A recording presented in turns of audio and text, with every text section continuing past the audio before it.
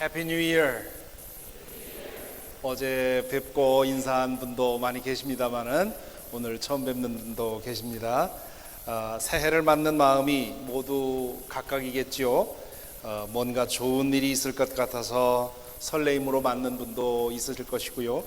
또 삶의 형편이 더 어려워지지 않을까 생각하며 불안해하는 분들도 있을 것입니다.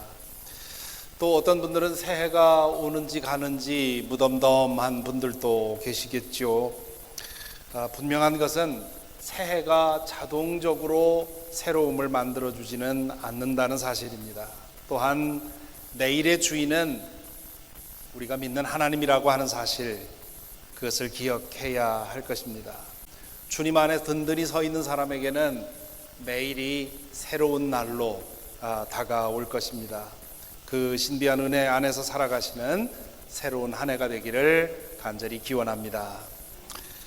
얼마 전 한국의 어느 출판사에서 새 책을 번역해내고는 그 책에 대한 추천평을 좀 써달라면서 번역 원고를 보내왔습니다. 나빌 쿠레시라고 하는 사람이 이슬람 교인으로서 기독교로 개종한 그 과정을 서술한 책입니다. 처음 부탁받고는 거절할까 생각을 했습니다. 왜냐하면 이 인터넷에 떠다니는 이슬람 관련 글들은 기독교에서 만들어낸 그 이슬람 관련 글들에는 왜곡과 오류가 굉장히 많기 때문입니다. 그래서 요즘 얼마나 가짜 뉴스가 많습니까? 가짜 뉴스를 듣고는 그 범죄를 저지르는 사람도 있지 않습니까?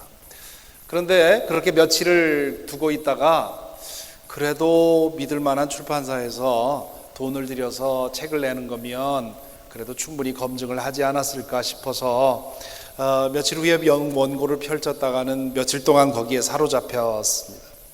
이 나빌 쿠레시는 파키스탄 출신의 미국인입니다. 그는 아주 독실한 무슬림 가정에서 태어나서 어릴 적부터 가정과 사원에서 충실한 무슬림으로 교육을 받았습니다. 이슬람교에 대한 자부심과 확신을 가지고 자란 그는 대학에서 만난 기독교 친구들과 함께 참된 신에 대한 논쟁을 시작을 하지요. 그는 기독교인 친구들을 이슬람교로 회심시킬 생각을 갖고 그 논쟁을 시작을 했는데요. 오히려 그 자신이 그 논쟁을 해가면서 자기가 그동안 교육받았던 이슬람교에 대한 확신이 서서히 무너지게 됩니다. 그는 이게 거짓이라면 믿지 말고 참이면 믿어야 되겠다고 하는 그 진리에 대한 유일한 관심사를 갖고 정직하고 진실하고 용감하게 참된 진리와 참된 신을 찾아 나갔습니다. 그렇게 치열하게 연구하고 고투하고 고민하는 과정, 그 과정에 제가 아주 깊이 감복을 하게 되었습니다. 이 책의 원 제목이 Seeking Allah, Finding Jesus라고 하는 말입니다. 벌써 알고 보니까 10년 전에 나온 책인데요. 우리말로는 알라를 찾다가 예수를 만나다라는 제목으로 지지난주에 발간이 되었습니다. 부모의 바람대로 의사의 길을 가던 나빌은 전도자로 부름받고는 의사의 길을 포기하고 듀크 대학교와 옥스퍼드 대학을 거쳐서 지금은 신학 박사로서 마의 라비 자카리아스라는 기독교 변증가와 함께 기독교 복음을 전하는 일에 투신하고 있습니다. 불행하게도 지난 9월 달에 이 나비 안에 사기 위암 판정을 받게 되지요. 그를 증오하던 무슬림들은 봐라, 알라가 벌을 주지 않았느냐, 알라를 버린 까닭에 사기암에 벌을 받았다고 그렇게 선전을 했습니다마는 다행히도 지금까지 잘 싸워오고 있습니다. 그는 마치 철저한 유대교인이었다가 예수를 믿고 그 개심한 그 바울 사도처럼 철저한 무슬림으로서 그리스도인으로 개종을 했기 때문에 무슬림 이슬람교와의 대화에 있어서 아주 큰 역할을 하는 사람입니다. 그래서 저도 이 사람이 완치되어서 앞으로 기독교에 대해서 아주 중요한 역할을 하기를 바라는 마음으로 기도하고 있습니다.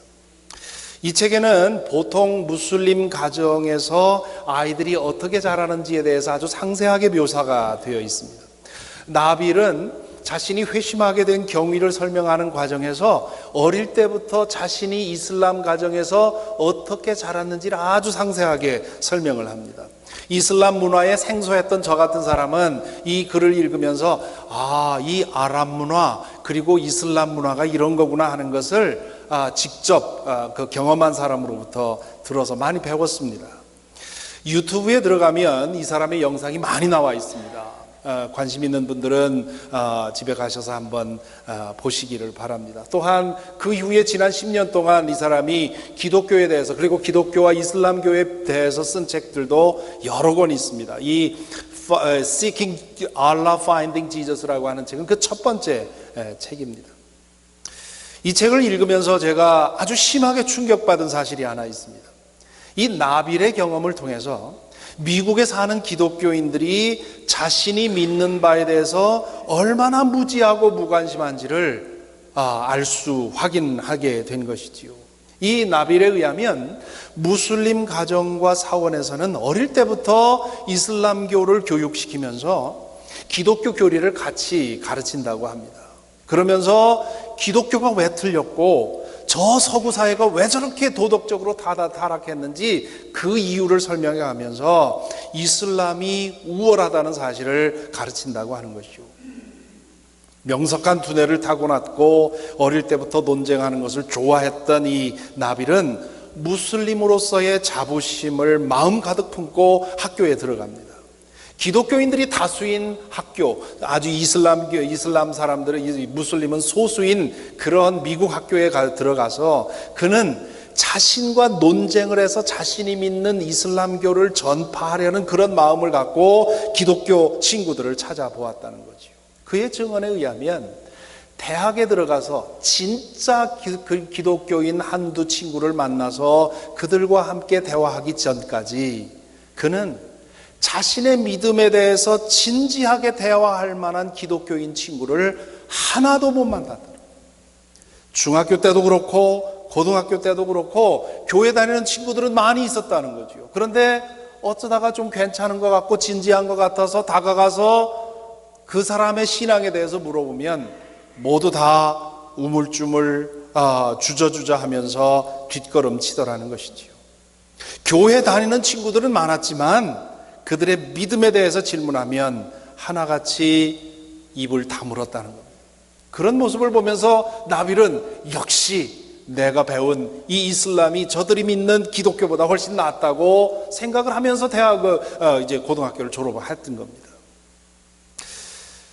책을 다 읽고 나서도 이 이야기가 계속해서 제 마음을 괴롭혔습니다. 저 자신과 우리 교회를 생각하지 않을 수가 없는 거죠. 과연 우리 교회 안에서 자라나는 어린이들과 유수 중에 학교에서 나빌 같은 친구를 만났을 때 자신의 믿음을 설명하고 함께 토론할 만한 아이들이 얼마나 될까? 무슬림 자녀들은 자녀들을 어릴 때부터 가정과 사원에서 이렇게 철저히 훈련시킨다는데 우리는 참다운 하나님을 섬긴다고 하면서도 아이들의 신앙교육에 대해서 얼마나 마음을 쓰고 있느냐. 오해는 하지 마십시오. 우리 아이들로 하여금 다른 종교인들과 만나기만 하면 싸우는 그런 아이들 만들자는 얘기 아닙니다. 과연 우리가 믿는 것이 진리라면 그것이 왜 진리인지를 알아야 하고 그것을 다른 사람에게 설명해 줄 수 있어야 되지 않겠습니까? 다른 종교를 믿는 아이를 만나서 진지한 종교적인 대화를 나눌 정도 그런 기본은 되어 있어야 되는 거 아니냐는 거지요. 우리 자녀들 중에 그런 아이가 얼마나 될까요? 사실 이것은 자녀들의 문제가 아닙니다. 바로 저와 여러분의 문제지요. 자녀의 문제는 곧 부모의 문제 아닙니까? 그러니 질문의 화살을 우리 자신에게 돌려볼 필요가 있습니다. 여러분은 다른 종교인 혹은 무신론자가 여러분의 신앙에 대해서 질문할 때 무엇을 믿고 있고 왜 그걸 믿는지, 왜 그게 진짜라고 믿는지 그렇게 질문할 때 설명해 줄 준비가 되어 있는가라는 질문이지요. 참된 진리와 참된 신에 대한 든든한 믿음을 갖고 다른 사람의 이야기에 두려움 없이 귀 기울이고, 그리고는 친절하게 자신이 믿는 바를 설명해 줄 수 있는 그런 진리에 대한 자신감, 참된 신을 믿는다고 하는 그런 겸손한 자신감이 우리에게 있느냐는 겁니다. 많은 사람들은 나는 잘 모르니까 그냥 교회 와봐 이렇게 얘기를 하지요. 또 어떤 사람들은 그렇게 질문할지 모릅니다. 그거는 목사들이나 훈련받을 일이지 우리 같은 평신도들이야 뭐 그렇게까지 할 거 있느냐 이렇게 물을지도 모르겠습니다. 예수를 믿는다는 하나의 이유로 박해를 받던 교인들에게 베드로 사도가 쓴 글을 기억하시지요.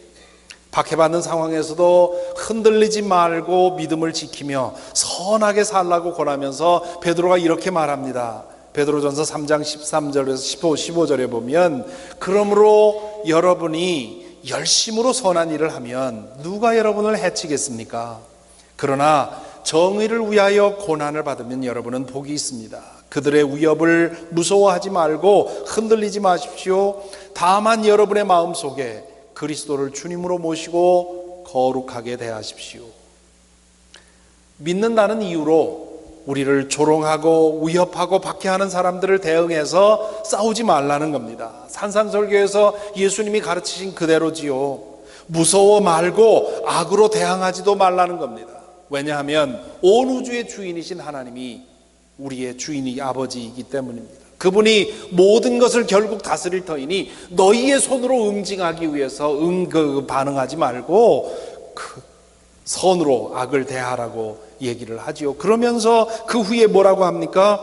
여러분이 가진 희망을 설명하여 주기를 바라는 사람에게는 언제나 답변할 수 있게 준비를 해 두십시오. 그러나 온유함과 두려운 마음으로 하십시오. 선한 양심을 가지십시오.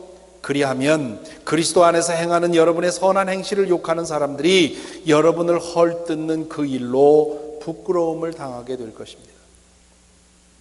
모욕과 위협과 박해를 견디면서 말할 기회가 주어지면 왜 내가 이런 믿음을 갖고 있는지, 그리고 왜 내가 그럼에도 불구하고 이것 때문에 내가 대응하지 않고 인내하고 살아가고 있는지를 설명해 줄 수 있도록 준비하라는 겁니다. 그런데 온유함과 두려운 마음으로 그렇게 하라고 하십니다. 많은 전도자들이 그렇게 하듯이 독선적인 태도로 임하지 말라는 거지요. 무언가 캥기는 것이 있는 사람이 독선적이 됩니다. 자신이 믿는 진리가 참되다고 믿는 사람은 온유하지요. 그렇게 악다구니로 싸우지 않습니다. 왜냐하면 결국 진리가 승리할 걸 믿기 때문이지요. 여러분은 어떻습니까? 여러분에게 그런 준비가 되어 있습니까? 이것은 지식의 문제가 아닙니다. 가방끈이 길고 짧은 문제도 아니고요. 말주변의 문제도 아닙니다. 교회를 얼마나 오래 다녔고 교회에서 어떤 직분을 갖고 있고 어떤 봉사를 하느냐의 문제가 아닙니다. 우리가 무엇을 믿고 있는지 제대로 알고 있는지, 그 믿음이 왜 중요한지 알고 있느냐의 문제입니다. 우리가 문화적인 기독교인인지 형식적인 기독교인인지 무림한 기독교인인지 아니면 진실로 믿는 사람인지 그 질문을 지금 하고 있는 것이죠. 이 질문은 사실은 더 깊은 문제를 보게 합니다. 여러분에게 자주 만나서 알고 지내는 사람이 있다고 합시다. 그가 여러분 식구일 수도 있고요, 혹은 친구일 수도 있습니다. 그 사람은 전혀 믿지 않는다고 합시다. 혹은 다른 종교를 믿는다고 합시다.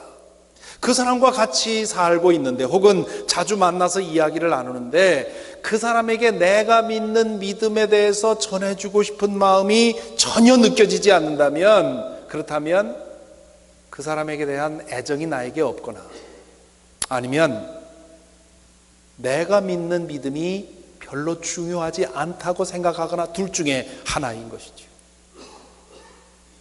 다른 사람이 내게 당신은 무엇을 믿습니까? 라고 묻기 전에 내가 먼저 다가가서 당신은 무엇을 믿고 있습니까? 하면서 자신의 믿음을 나눌 수 있는 그런 열심이 없다면 뭔가 문제가 있다는 얘기입니다.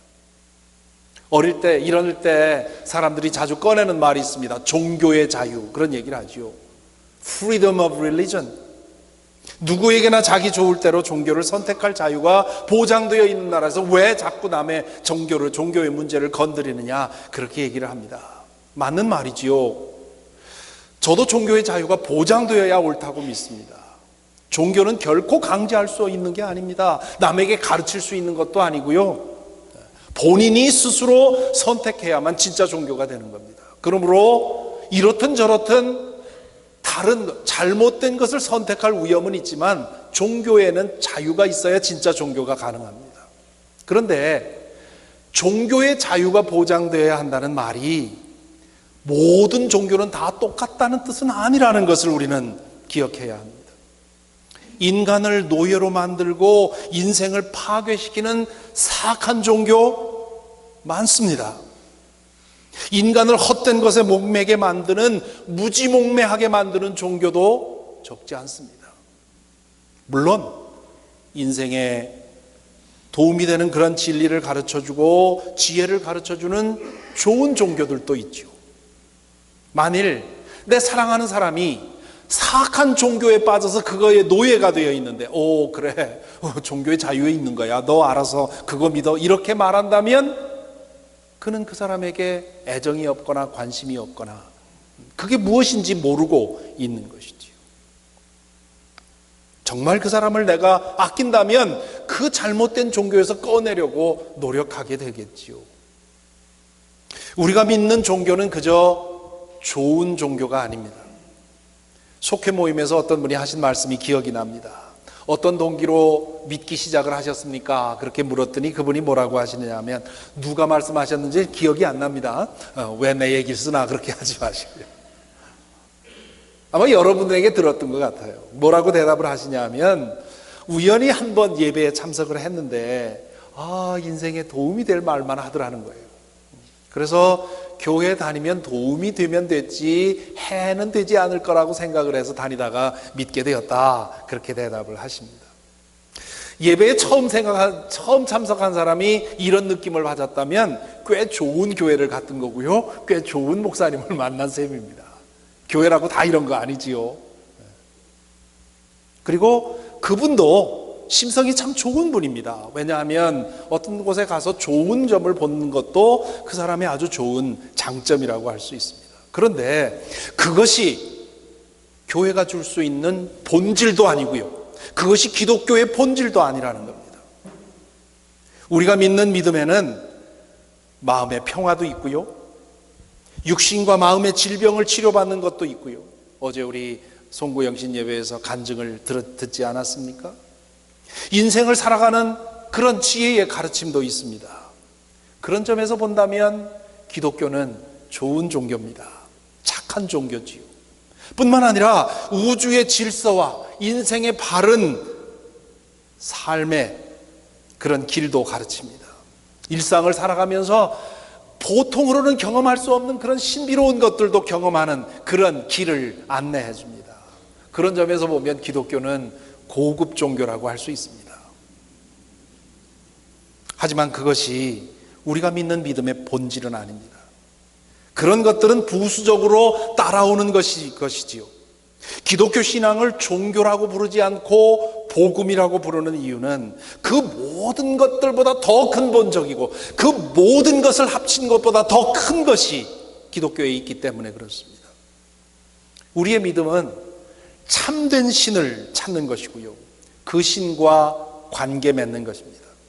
우리가 신이라고 말할 때 모두가 공감하는 것이 있지요. 참된 신이 존재한다면 그 신은 우주 만물을 창조한 분이어야 하고요, 시간과 공간에 얽매이지 않는 분이어야 하고요, 영원하고 전능하신 분이어야 하고요, 우리가 생각하는 모든 좋은 것들, 정의, 진리, 사랑, 거룩, 선한, 아름다움, 고귀함, 이 모든 것들을 완전하게 갖추어야만 우리가 비로소 신이라고 부를 수 있는 거 아닙니까? 우리의 눈으로 그분을 볼 수 없고 우리의 귀로 그분의 음성을 들을 수 없지만 우리가 알지 못하는 방식으로 존재하는 그런 절대자가 있을 거라고 많은 사람들이 생각을 합니다. 우리는 바로 그분, 창조자요 전능자며 절대자요 완전하신 그분이 이스라엘 백성에게 야훼로 계시하셨고 예수 그리스도를 통해서 당신을 드러내셨다고 믿습니다. 우리가 믿는 믿음은 단순히 좋은 종교, 착한 종교 혹은 고급 종교라는 표현으로 담아낼 수 없습니다. 정말 신이 존재하며 그 신이 예수 그리스도를 통해서 우리에게 오셨다면 그 종교는 절대적인 의미를 갖습니다. 믿으면 좋고 안 믿어도 뭐 조금 손해보지만 그다지 인생에 큰 문제 없는 그런 종교가 아니라 믿지 않으면, 이것을 알지 못하면 인생에 있어서 가장 중요한 것, 가장 절대적인 것을 이를 잃는다고 하는 것, 그것이 우리가 믿는 믿음입니다. 나빌 쿠레시는, 아까 말한 나빌 쿠레시는 청소년과 청년 시기에 동안에 이 참된 신을 찾는 데 정열을 다 바칩니다. 그는 이슬람이 가르치는 알라가 참된 신인 줄 알았고 모하메드가 진정한 예언자라고 믿었습니다.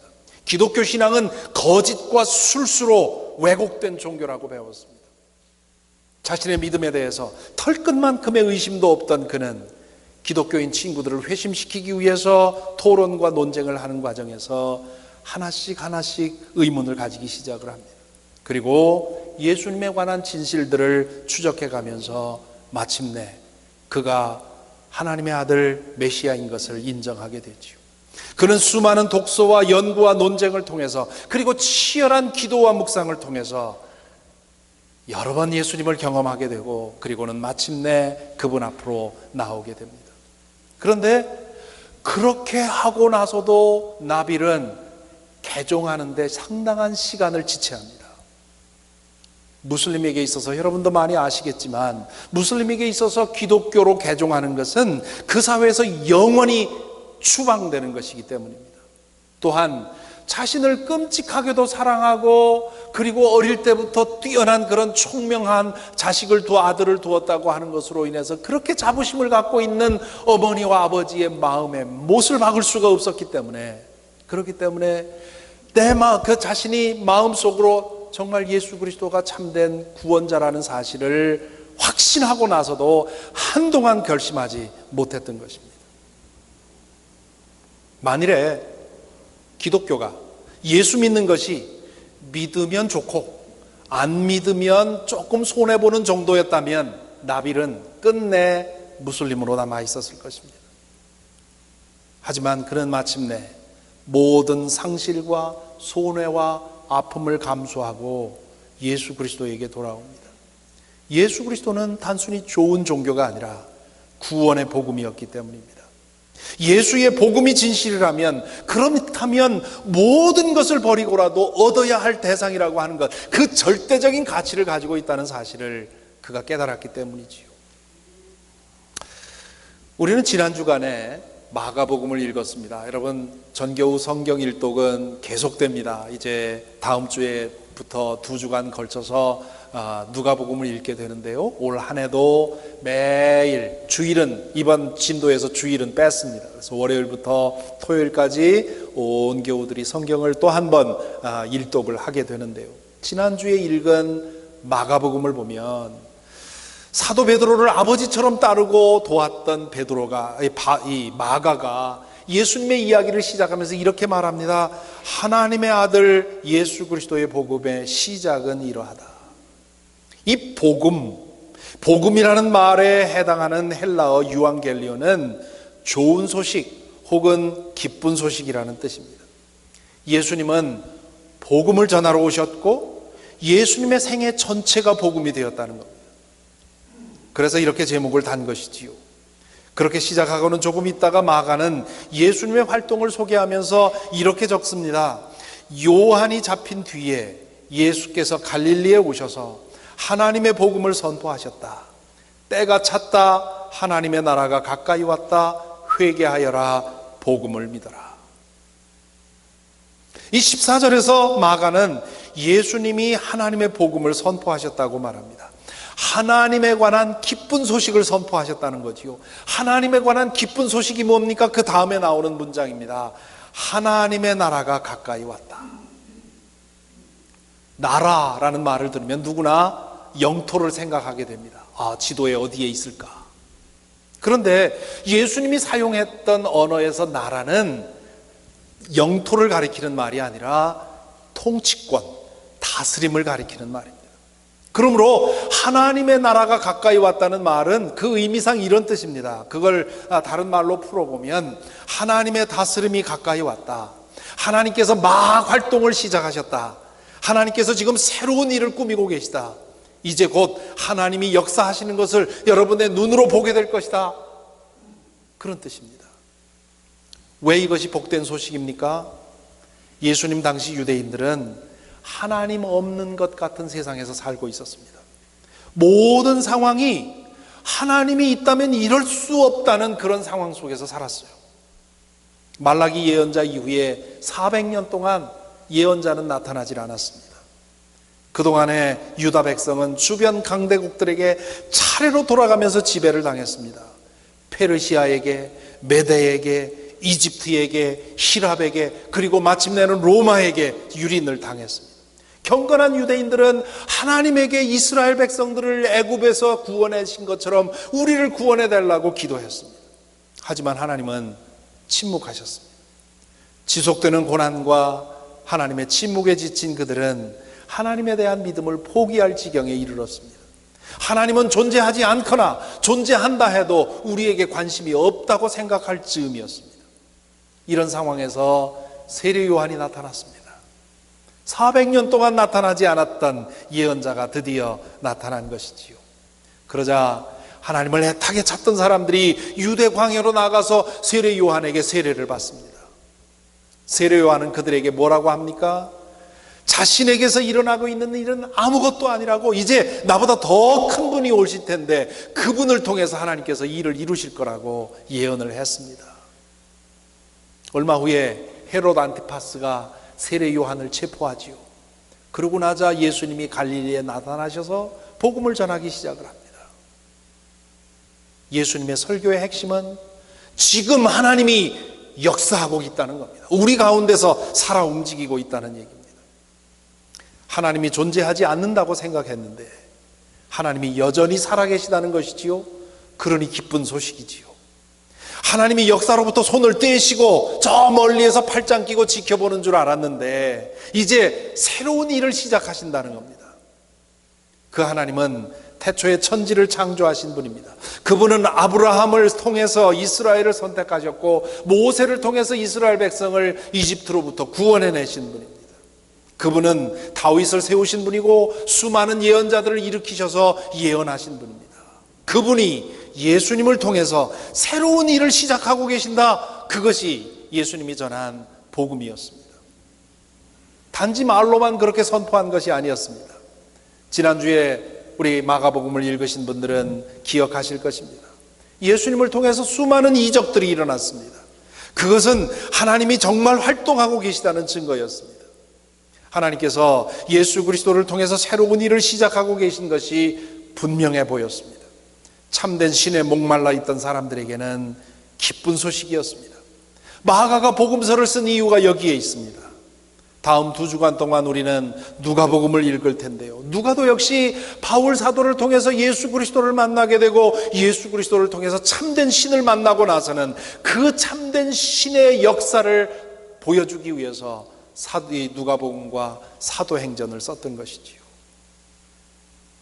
그는 나빌 쿠레시처럼 의사로 훈련받았지만 의사의 길을 포기하고 복음 전도자로 나서서 바울을 도왔던 것입니다. 여러분은 어떻습니까? 여러분은 여러분이 믿는 믿음을 어떻게 생각하십니까? 여러분이 믿는 예수 그리스도가 여러분에게는 정말 복음입니까? 기쁜 소식입니까? 인생을 다 걸어도 아쉬움이 없는 절대적인 가치입니까? 아니면 내가 원하는 무엇을 얻기 위해서 사용할 도구입니까?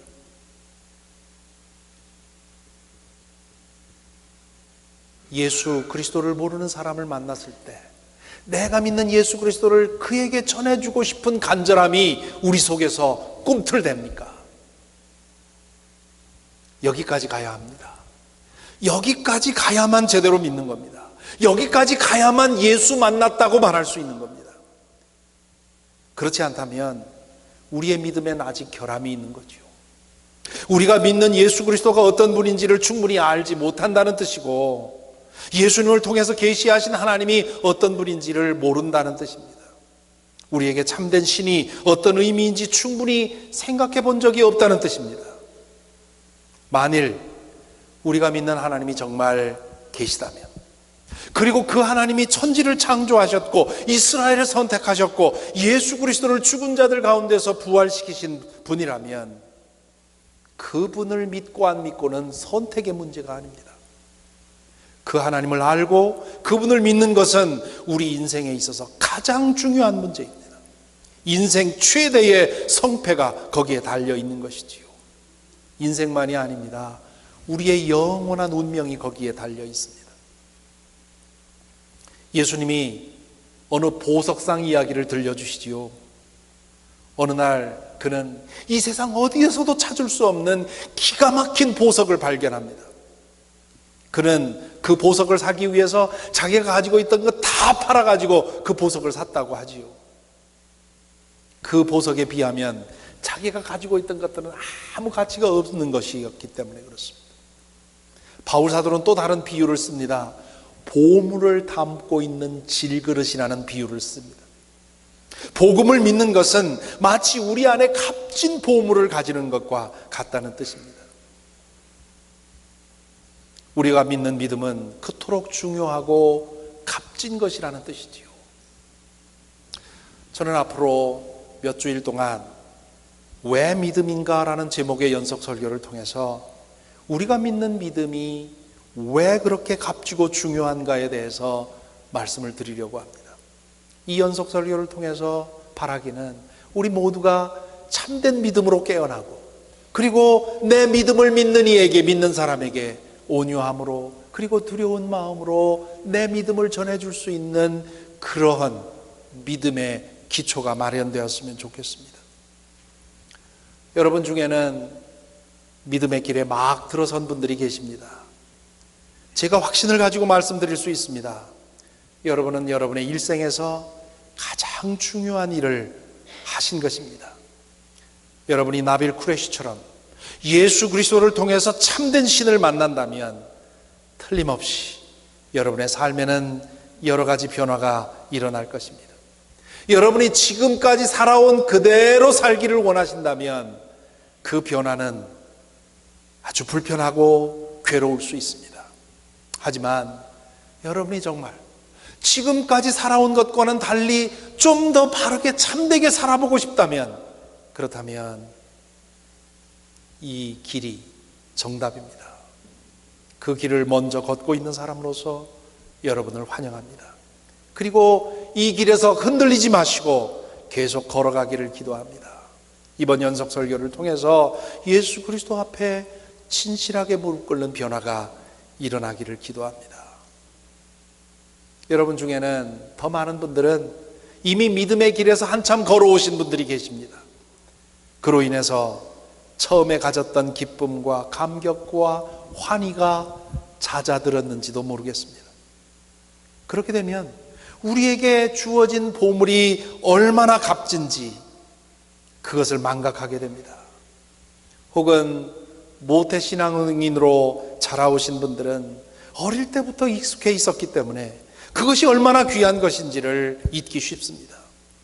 아무리 좋은 것도요, 익숙해지면 그 진가를 알지 못하게 됩니다. 그것이 오래 믿은 사람들이 빠지기 쉬운 위험입니다.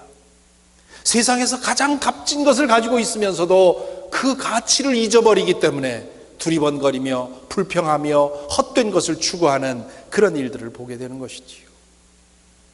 그렇기 때문에 사랑하는 사람이 믿지 않는 현실에 대해서 별로 안타깝게 느끼지 않는 것이고, 믿지 않는 사람들에게 혹은 다른 종교를 믿는 사람에게 또 온유함과 두려운 마음으로 자신의 믿음을 설명해 주지도 못하는 겁니다.